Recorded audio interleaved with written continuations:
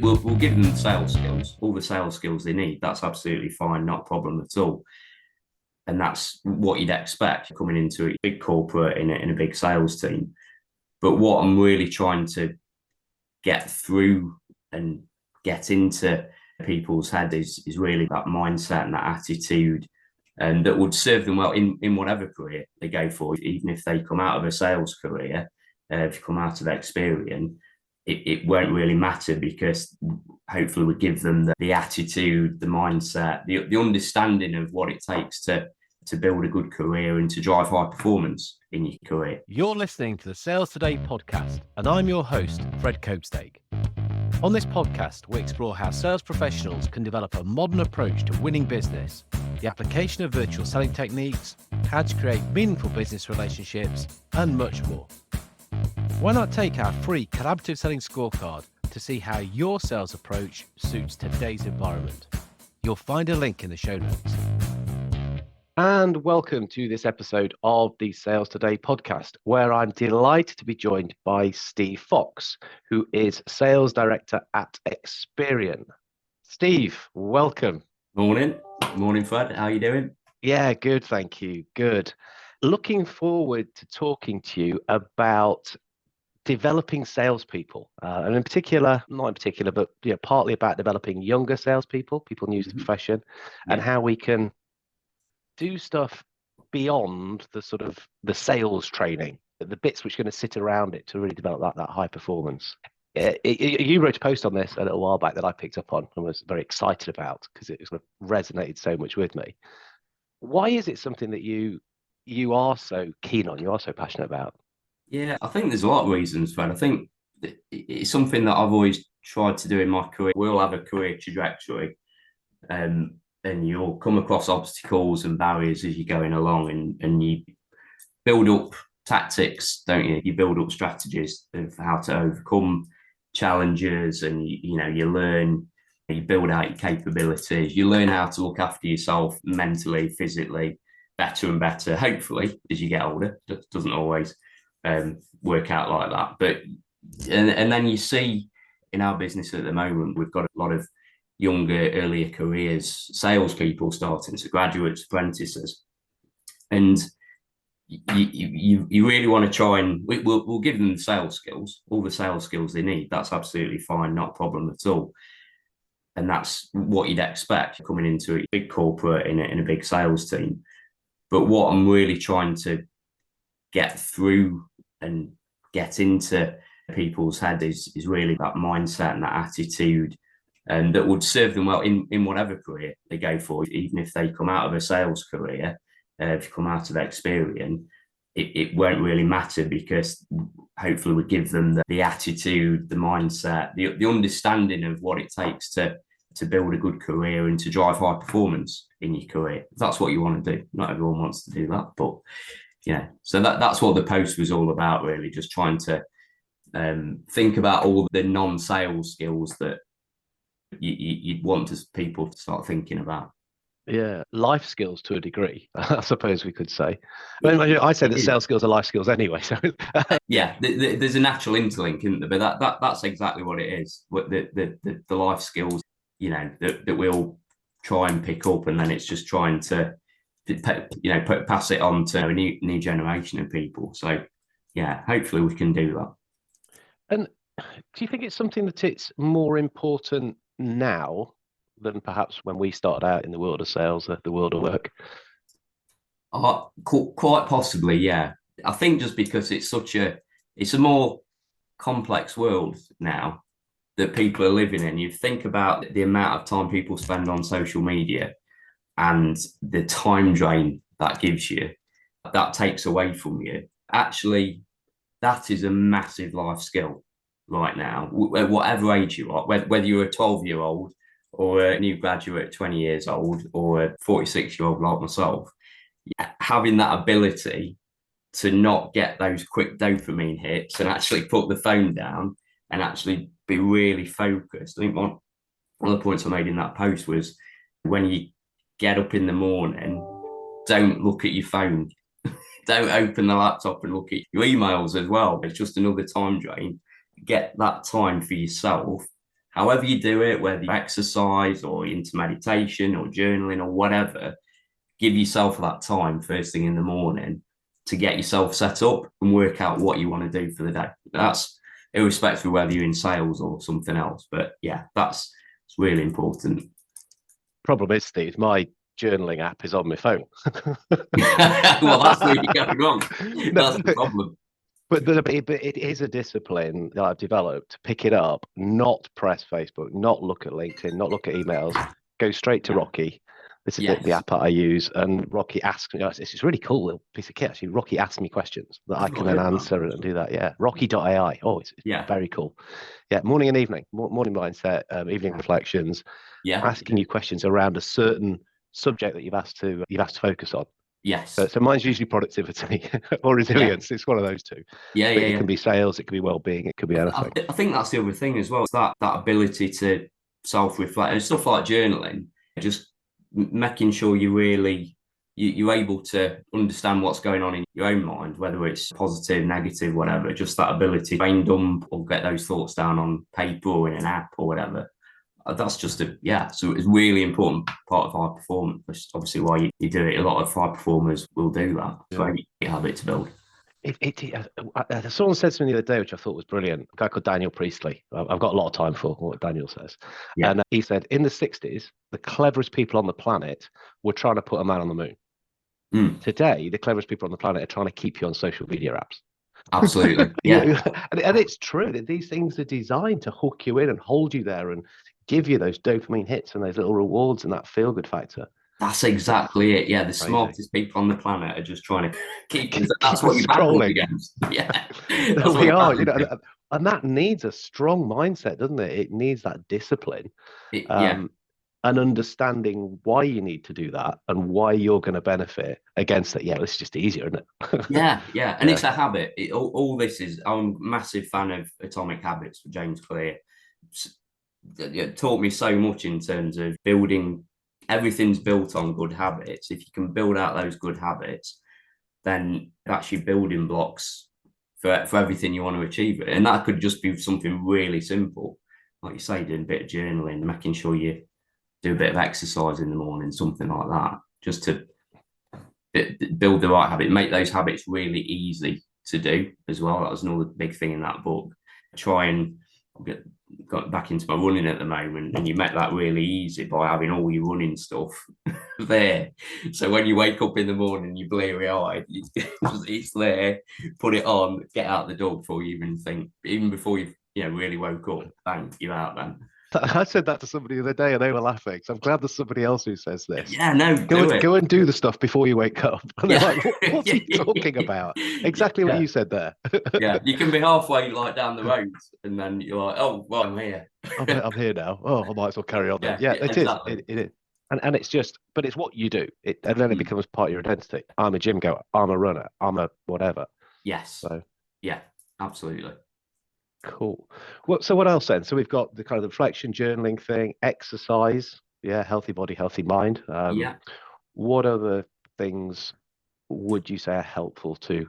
I'll say sales, but really it's kind of anybody in any job. Yeah, really. I think the whole pushing yourself out of your comfort zone, it's obviously a bit of a cliche, but it's true, isn't it? That you've got to do that, and you've got to continue to do that if you want to keep progressing and keep advancing. Again, in whatever career you want to do, that ability to just, you're slightly beyond what you think your capabilities are, but you do it anyway. And through that, you learn more about yourself and you learn more to progress your skills. I actually heard an interesting stat, I don't know if you call it a stat, but an interesting comment the other day that you generally, it's 2 years, if you get promotion, it's almost 2 years into that role before you think you're capable, but before you feel comfortable in that role, before you feel like, okay, I understand it now.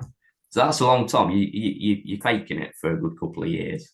Do you know what I mean? Yeah, and that's fine. Put yourself out there, learn on the job. Yeah. So I think the comfort zone is a really important one. And it's being deliberate and conscious of that and saying, this is going to be uncomfortable. I know this is going to be, but that is making me better. It's called learning zone, stretch zone. Yes. Outside of that's panic zone. No, we don't want to go panic zone because then you do weird things.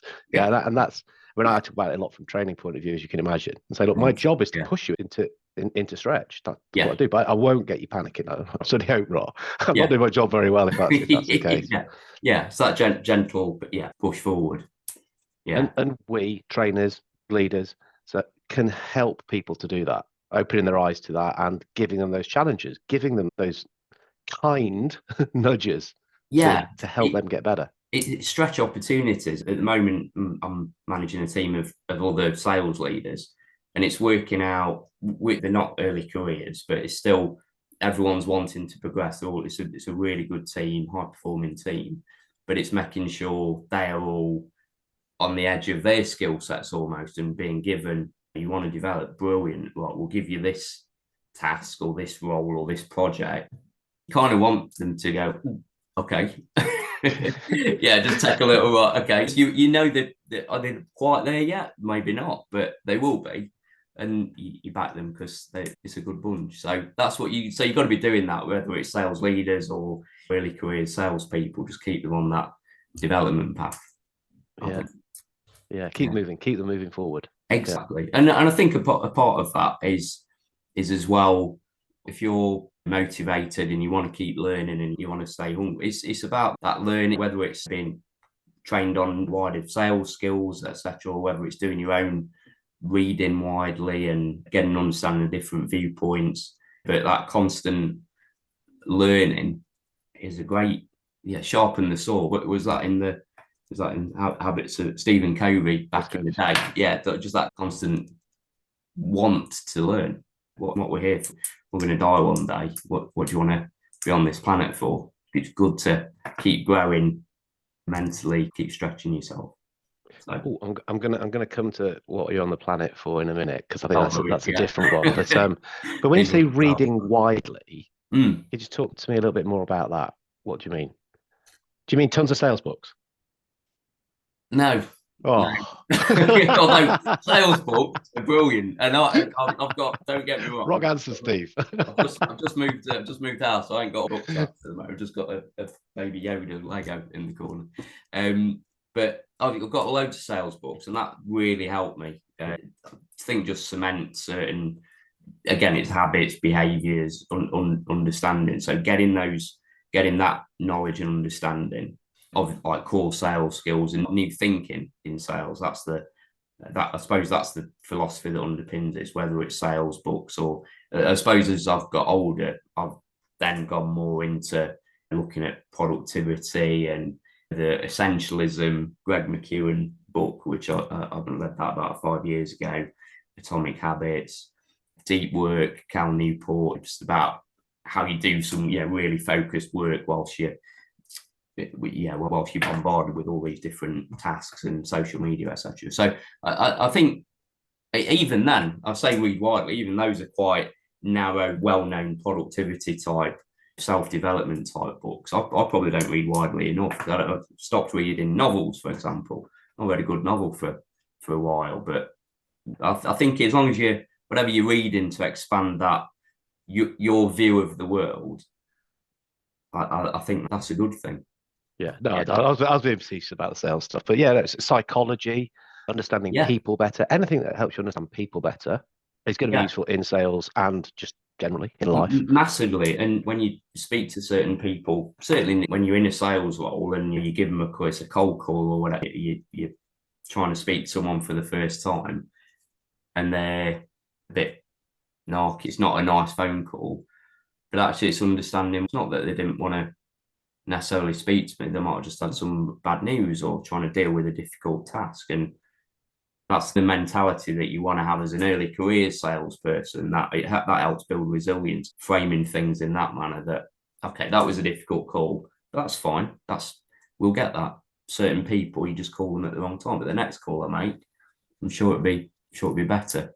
It's not always better, but but you've got that thing that you can use to help yourself to get over that. And when you're saying viewpoints, I think that's really important as well, because our job's to help people think, isn't it? And if you're only got one viewpoint, and that's from your product training that you did 10 years ago, how useful are you going to be than someone that can shine a light on different things and can just kickstart someone else's thinking to help them work out what they're trying to do? That's what the best salespeople are doing today.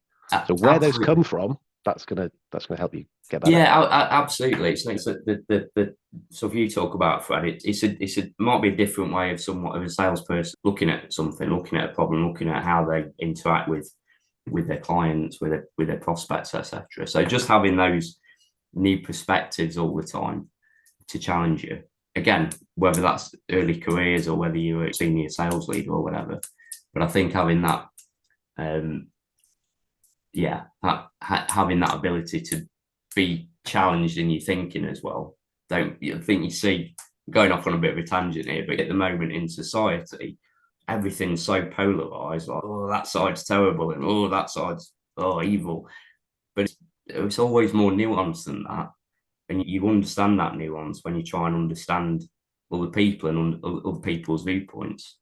That's back to the social media thing that you kicked off. We keep coming back to it. Yeah. That's how you get it to work for you, is to be polarizing.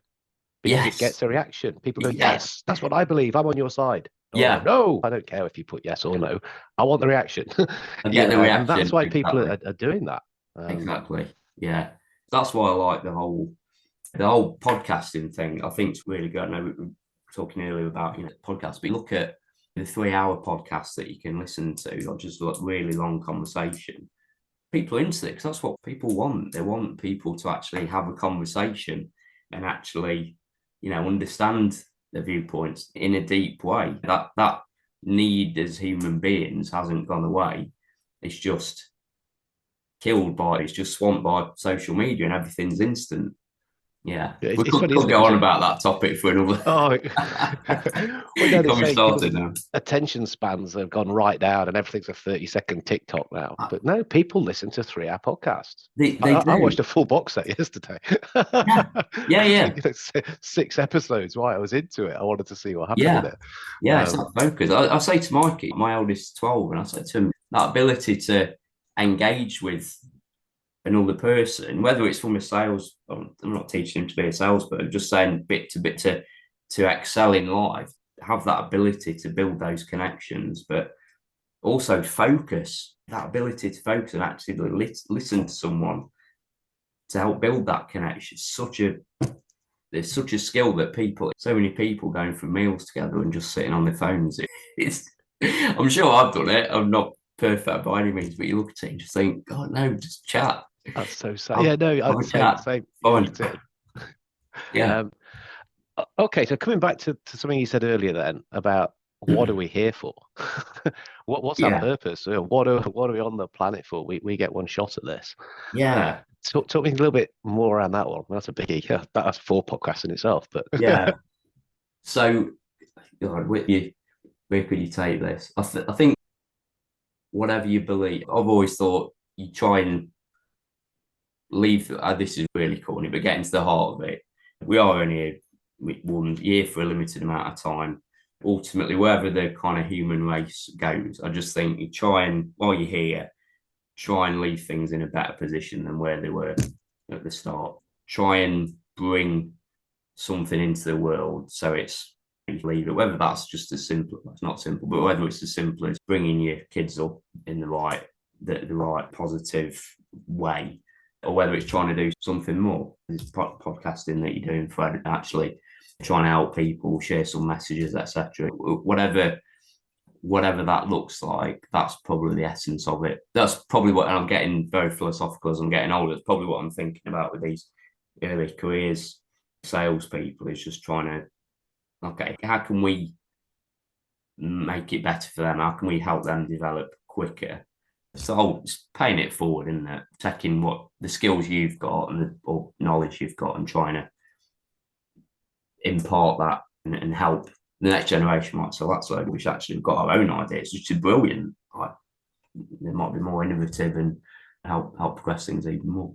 No, absolutely. Well, that's the point. That's what we wanted to discuss. And it is something I've been thinking about more and more as I've understood my own purpose better and aligned to that. You get energy from it, Yes. You'll do stuff and really drive yourself. And I'm thinking, I wish I'd had more of that when I was younger.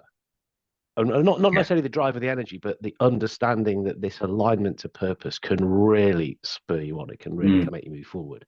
Yeah. But then I go, would younger Fred just go, oh, that's just some woo-woo stuff in it? Yeah. And Whatever. I don't know, but I was never introduced to it. So even just introducing, if somebody takes it, seizes it, and starts doing that sort of thing early on, that is going to yeah. propel them forward faster. I'm sure. So perhaps even just offering, and if people take it, great. If they don't, okay, maybe it's too early for them.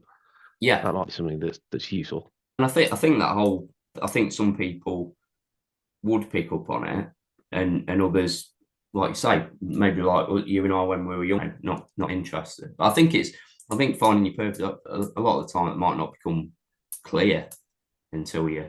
For some people, they'll know it when they're 8. Others might not know it until they're 68. So I think it's a moment in time whenever you get to that point, like, okay, now I'm clear now. I understand what my mission is. Yeah. But yeah, it's a tricky one. And we can help just perhaps just giving people access to, here are some tools, some techniques, and things which will help you mind that. And it might change a little, but just having it and that understanding earlier. Yeah, I'm going to come back to social media again because actually, it's like the whole. It's all right. We're going to be promoting this widely on social media anyway. So come on. Exactly. The irony. But I think the positive and negative parts of social media in terms of that finding your purpose. There's loads of content on social media around this whole thing, but then which could really help people. But as ever, that sort of more negative side is there's a whole load of distraction on there. Either stuff around finding your purpose, but ultimately it's just from someone trying to make a quick bit of coin, or it's just stuff that you could find some really good bits of content and you go down different rabbit holes and it's just clickbait everywhere. And yeah, and because certainly young people, they're getting all this view of, oh, these people have found their purpose and now they're on a yacht in the Bahamas and doing it, billionaire, they've got a Lamborghini. They see this all the time and, oh, yeah, that's what I want. But is it what they want?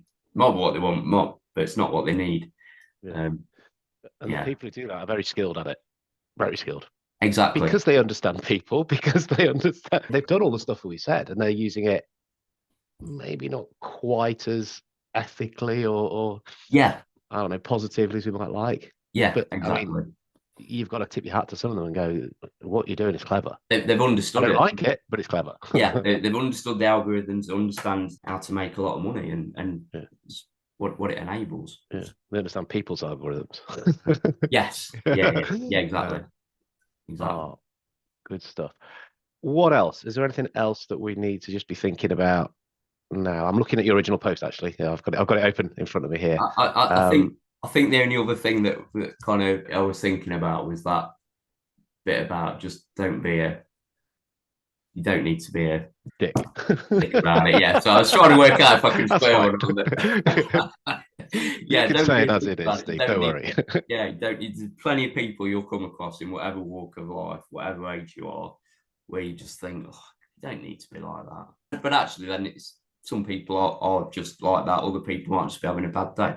So it's that try and go through it with a smile on your face, be positive. Certainly, as a leader, I think that there's some really good coaching 2 or 3 years ago around making sure that we all have kind of emotional swings, but it's about making sure people are seeing but you need to be the rock for people, for your team around you.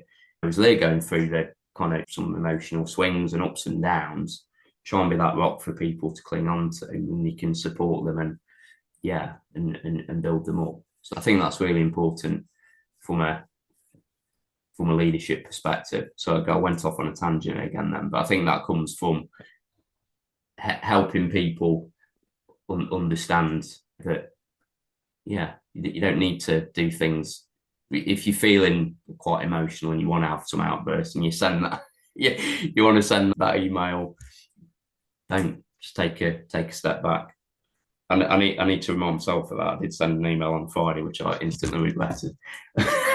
Thinking I'm a 46-year-old sales lead. I don't need to. Shouldn't have sent that. I mean, it can happen. No, absolutely. I was about to say it happens. It's what you do as a result of it. And Mondays to go back and go, sorry, I'm probably feeling a bit Friday-ish, and probably, okay. That's done it myself as well, and everyone's good for it. Yeah. Yeah, absolutely. I think that's another really important thing. We all mess up. We all screw up, and certainly if you're doing most of the new stuff, you will absolutely screw up. But as ever, it's your reaction to what you do with it. You don't beat yourself up about it. Just go and apologise, or go and take it as a learn and move on. Because don't worry about it. Awesome. There's some really solid stuff in this, Steve. I've just been scribbling as we've been going down. You're talking about journaling, reflecting. There's just some time thinking. Time is important. Yeah. Exercise, healthy body, healthy mind. Comfort zone, understand comfort zones. Push yourself out of comfort zone. Yeah. Reading, read widely, read around subjects, read completely different stuff. Yeah. Or listen to podcasts. Because you can do, good thing about podcasts, you can do two things at the same time, can't you? You can be cooking and have something else going on, or walking the dog, or whatever it is.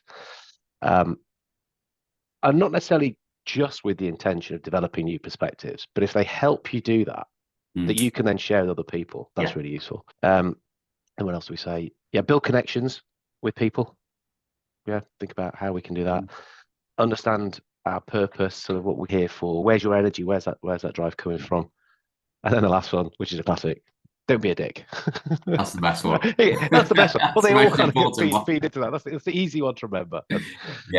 There is a company that has that on their wall. I'm trying to remember who they are. I think it was Google when they started. It was something like "Don't be evil." Was it Google? It might be Google. But no, someone actually has "Don't be a dick." I think it might be Huel or somebody. But you are. Yeah. This is great stuff. This is great stuff. I think the sales leaders you're working with, and then the kind of younger sales, the apprentices. Yeah, graduates, apprentices. Yeah. They're in a good place where you can do the experience. We'll say hopefully so. Hopefully we can give them the right start. I'll have to get a couple of them on. I can interview them. Yeah, I mean, absolutely. Let me bring them first. Cool. So, Steve, where can people get in touch with you if you clearly care about this stuff and want to share this, and if they've got ideas and someone else in a similar position to you might want to compare notes? Yeah, absolutely. Yeah, I'm just on LinkedIn, Steve Fox, Experian, sales director. So yeah, you can find me on there. It's probably the easiest place. Got various other Instagram, Twitter, X, whatever. But just easy. YouTube. Exactly. I've got just set my 8-year-old up with a YouTube creator account. That's a big mistake, despite everything I've said about social media. Absolutely terrible. It's not going away. It's how we use it, and we can use it for good, and we can do quite a lot of fun stuff with it. So. It is, yeah. All this sort of stuff is probably what's come across all talking about it, people in it. So yeah, always happy for people to make contact and make content, etc. Yeah. Oh, very cool. I'll put a link to your profile in the show notes anyway, so people can find it there and click straight through and connect and mention that they'd heard you speaking on this. So yeah, excellent, of course. Brilliant. Oh, thank you so much for your time, Steve. Yeah, no worries. Brilliant. Thanks, Fred. Much appreciated. Thank you for listening to the Sales Today podcast with me, your host, Fred Copestake. I hope you've enjoyed what you heard today. If you did, please get in touch and hit subscribe. And remember, you can take the Collaborative Selling Scorecard for free to check out how your sales approach works in today's environment. You'll find it in the show notes.